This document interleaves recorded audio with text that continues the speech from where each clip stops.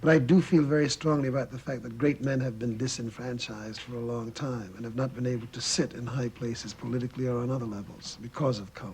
But this has had great psychological ramifications, not only for the Negro community, who has had many reversals over the last couple of years, because the racism which permeates American life from top to bottom in very subtle ways and in very aggressive, obvious ways, the Negro has paid a terrible price for this. But somehow you'll find that racism in its subtlest and its most evil sense has worked its way deep into the fiber of the hearts and minds of many men and women. And the reason I hang around is to make sure that in my old age, if I live to see it, that I will be able to say that in my lifetime I did all that I could with what was at my disposal, because I would hate for my children to look at me and to say, where were you during the moment of the great decision?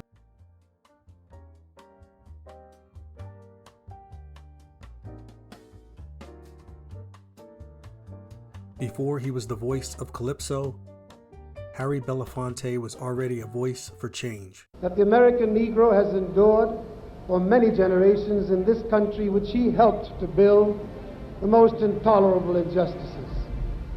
To be a Negro in this country means several unpleasant things.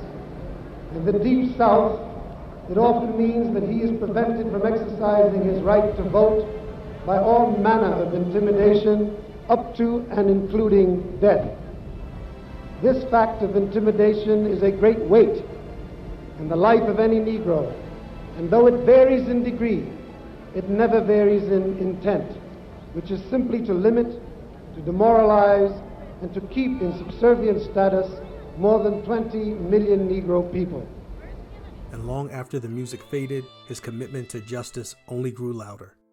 I've been through much in this country. I came back from the Second World War. We were worried about our lives because the response from many in America was the murder of many black servicemen that came back. And we were considered to be dangerous because we had learned the capacity to handle weaponry. We had faced death in the battlefield. And when we came back, we had an expectation as the victors. We came back knowing that, yes, we might have fought to end Hitler, but we also fought for our right to vote in America.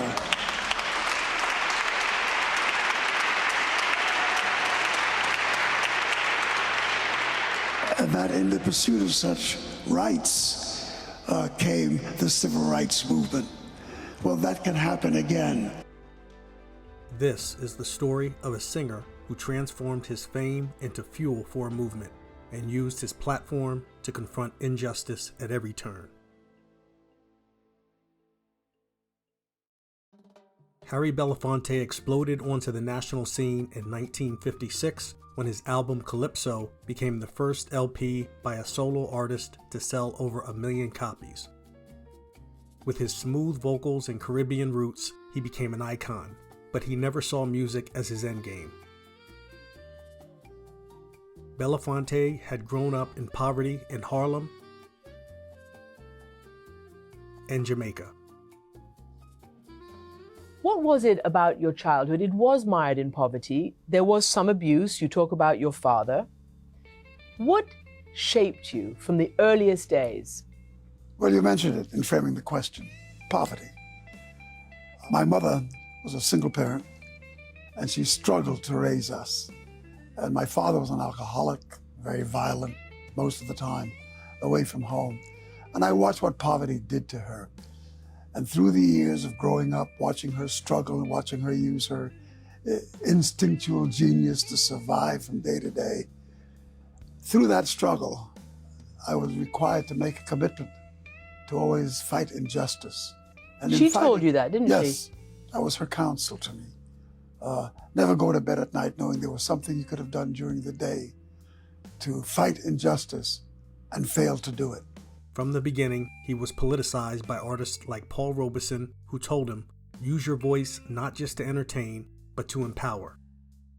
I did not come to meet Paul Robeson until shortly after my service in the United States Navy during the Second World War. We had undertaken to put on a play written by a great Irish playwright by the name of Sean O'Casey. During the first week of the play, one evening, word came backstage in this tiny little theater that Paul Robeson was in attendance. Just the thought itself overwhelmed us. Anyway, at the end of the evening, Paul Robeson stayed behind. He spoke to us in powerful, warm, embracing terms. He applauded the work we were doing. He felt that the kind of theater we were trying to put out was just what the black community in America needed, and that art in the service of that kind of theater was art at its best, and that he himself had tried to use his life in exactly the same way as we were attempting to do, although we were all much younger. When he left, I remember that for many weeks thereafter, his words and his presence and his gentility, had a profound impact on me. I was still in the search for life. Here I was, 20 years old, 19, 20, wondering where to go, looking for whom I could identify as the person to most light the way, so to speak. And all of a sudden, this person landed in the middle of my life that brought an awful lot of solution to a lot of annoying and nagging questions. Where do black people go? How do we use ourselves? What do we do? Can you beat the overwhelming odds of what's out here? Everything you could possibly think of that were questions for those of us who would like to get on with life came answered in the embodiment of this one man. I am today giving up my concerts for 2 or 3 years to enter into this struggle at a very, what I call getting into the rank and file struggle of my people for full citizenship in these United States. So I won't be singing, except for the rights of my people for the next couple of years. No pretty songs, gentlemen. No pretty songs. Time for some full citizenship. Understandable?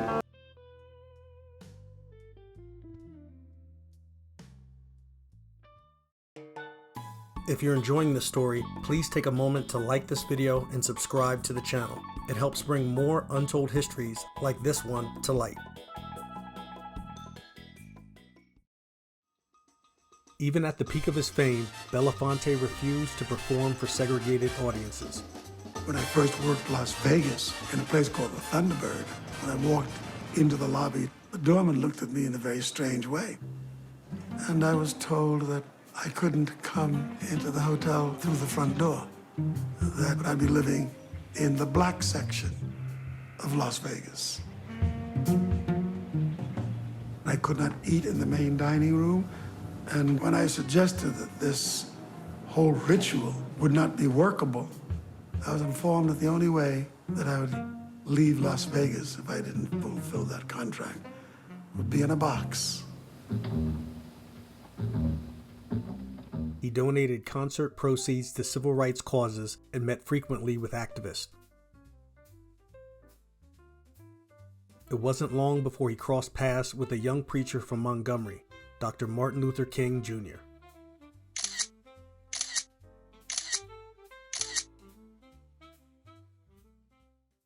My first meeting, Dr. King, came about when he called.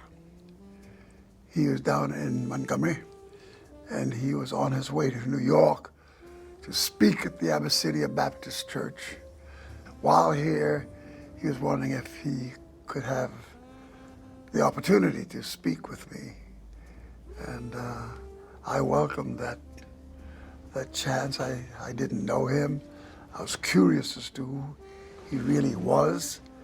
Here was this force that had all of a sudden appeared in the midst of a life of racial crisis.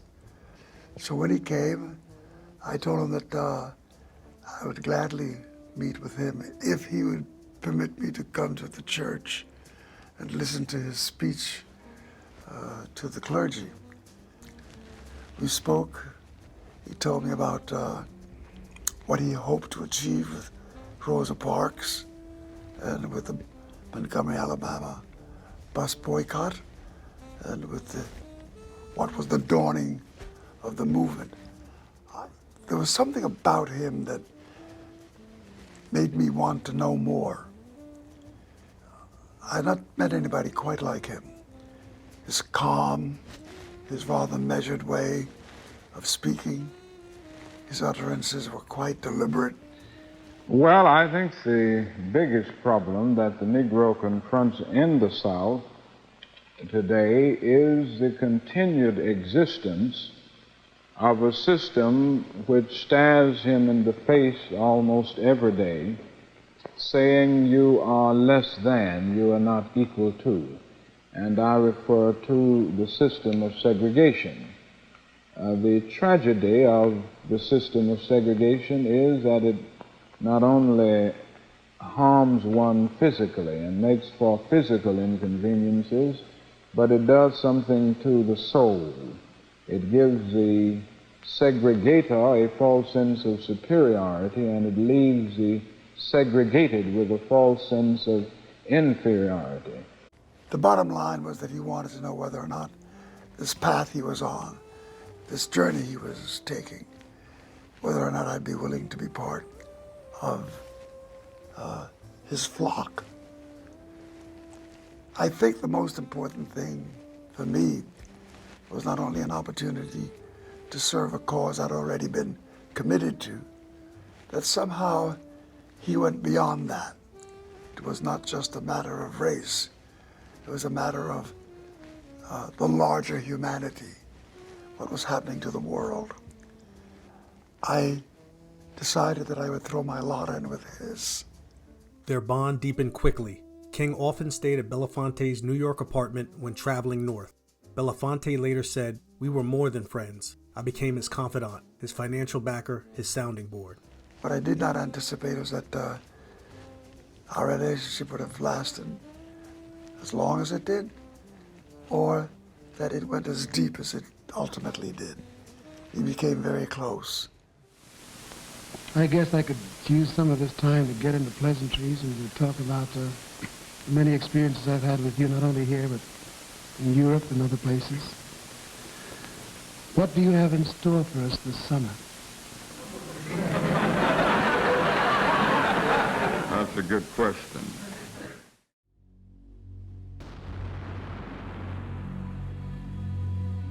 Life in Birmingham, as far as I'm concerned, is hell.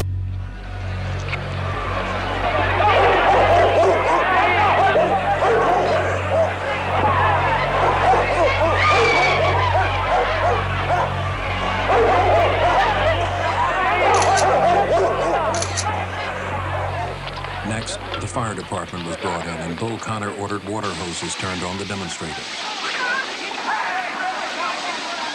With 100 pounds of pressure per square inch, the water hit with enough force to knock the bark off trees.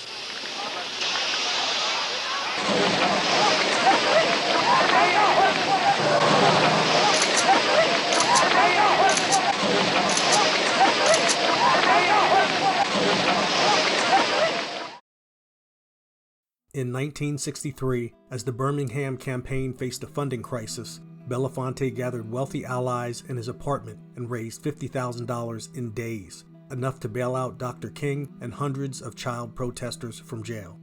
In these situations, I had to be really ready with bail money and all of the legal strain that those moments historically were placing on us, and that I wanted to be most prepared for the times when he was arrested, to be able to get him bail immediately and to set him on course with our campaign, and that he should not really suffer from the economic deprivation. He didn't just write checks. That same year, he helped organize the March on Washington.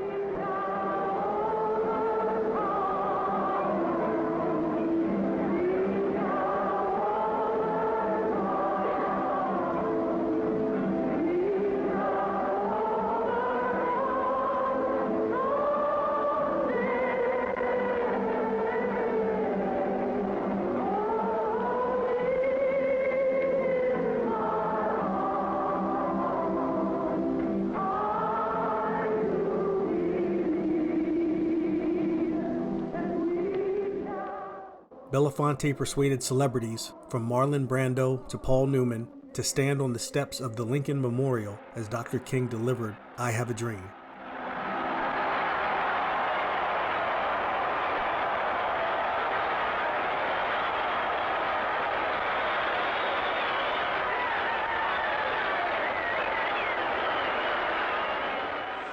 Mr. Brando, isn't this activity of yours here liable to backfire at the box office?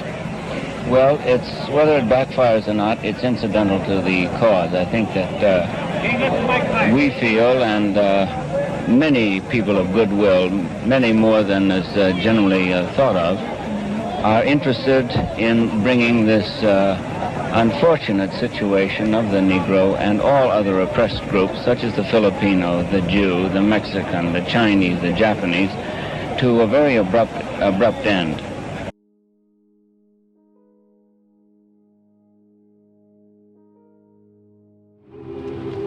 In Mississippi in the summer of 1964, the movement brought white volunteers, almost 1,000 of them, down to register black voters. They were told it was dangerous, and for that whole summer, there were beatings every day. The 1964 summer project, it was a summer where I think it helped, based on what happened, how things happened, it helped people to realize just how serious that which we were doing was. There were few of us that took the position that we must tell them that if they come to Mississippi, they need to be prepared for three things. They need to be prepared to be beaten, they need to be prepared to go to jail, and they need to be prepared to die.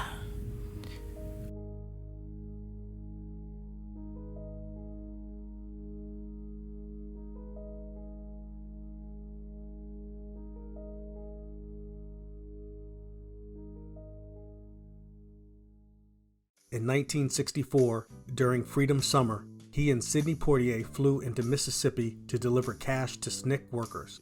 When I first got called about coming down and bringing money, I called Sidney and I said to him, listen, what you doing this weekend? And he says, nothing, man, I'm free. And I said, well, I got something I got to do, and I'd like you to go with me. And I said, I got to go to Greenwood, Mississippi. And he says, listen, it's okay, I'm going with you. But after we do this, I want to tell you something. Never, ever call me again. Trust me, man, it's going to be all right. I talked to Burke Marshall.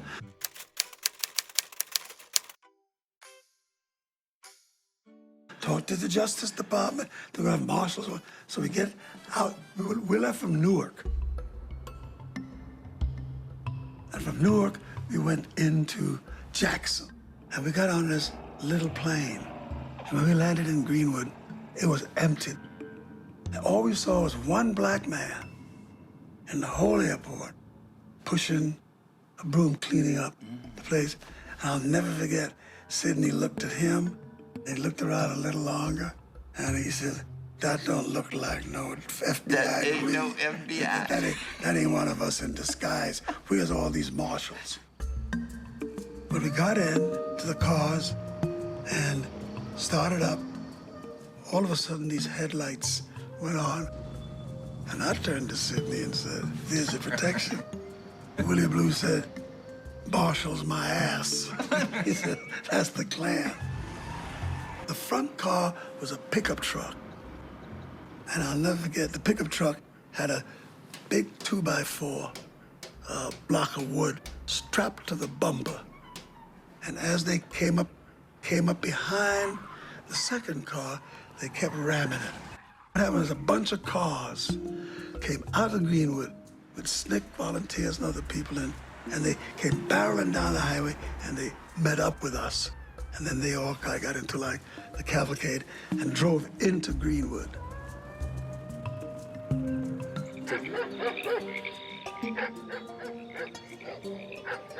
When we got to Greenwood and gave the money and everything else, they decided to put us up in this little house.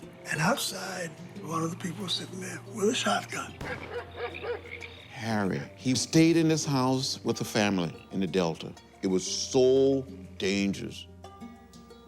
The house had been fired on. But he wanted to identify, not just with us, but with the local people.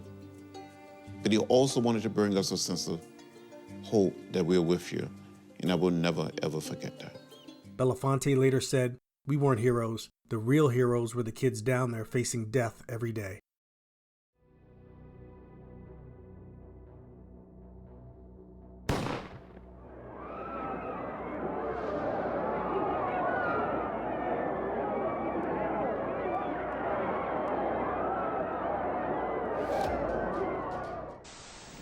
Good evening. Dr. Martin Luther King, the apostle of nonviolence in the civil rights movement, has been shot to death in Memphis, Tennessee. Dr. King's assassination in 1968 devastated Belafonte. I couldn't believe it. I couldn't. All of a sudden, our worst fears were being awakened. His death was not just a great loss for the historical dynamic that he brought to the table, but in a deep personal sense, I lost a friend. I lost somebody who I adored, somebody who brought into my life something that will never be replicated. He flew to Atlanta to support Coretta and the King children, paying for their needs and helping coordinate the funeral.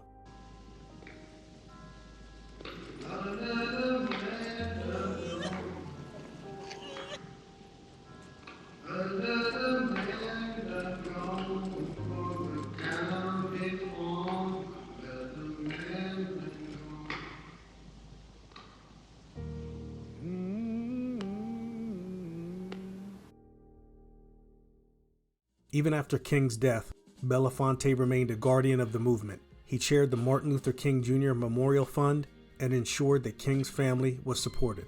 Belafonte once said, "Artists are the gatekeepers of truth. We are civilization's radical voice." Through his friendship with Dr. King and his unshakable commitment to justice, he proved that a microphone could be a megaphone for freedom. This was Harry Belafonte, not just a singer, but a sentinel for change.